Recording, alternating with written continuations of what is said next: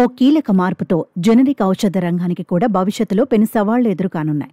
ఇప్పటి వరకు జెనరిక్ మందులకు క్లినికల్ ట్రయల్స్ లేవు. అయితే జెనరిక్ ఔషధాలకు కూడా పరీక్షలు నిర్వహించాలని దేశీయ నిబంధనల్లో మార్పులు రాబోతున్నాయి.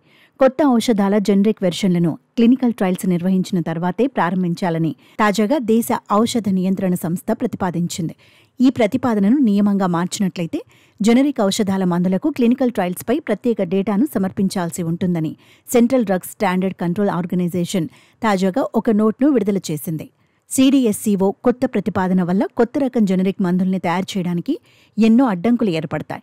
ప్రధానంగా బయో ఈక్విలెన్స్ అధ్యయనాల కంటే కూడా ఔషధాల క్లినికల్ ట్రయల్స్ ఖరీదైనవి, పైగా ఎక్కువ సమయం కూడా తీసుకుంటుంది. ప్రస్తుతం క్లినికల్ ట్రయల్స్ బయో ఈక్విలెన్స్ డేటా ఆధారంగా కొత్త ఔషధం ఆమోదించబడిన తర్వాత జెనరిక్ కంపెనీలు ఏకకాలంలో BE అధ్యయన నివేదికను ఔషధ నియంత్రణ సంస్థకు సమర్పించి ఆమోదం పొందేవి.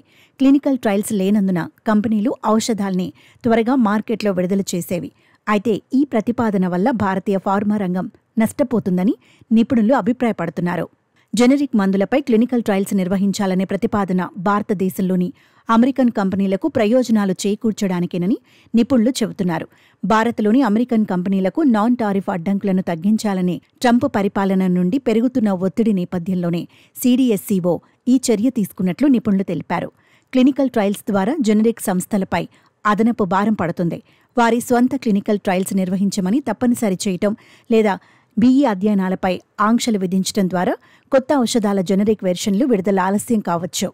ఇప్పటి వరకు చౌకగా దొరికే ఈ మందులో ఈ ఆంక్షలతో ధరలు పెరిగే అవకాశం ఉందని నిపుణులు అభిప్రాయపడ్డారు.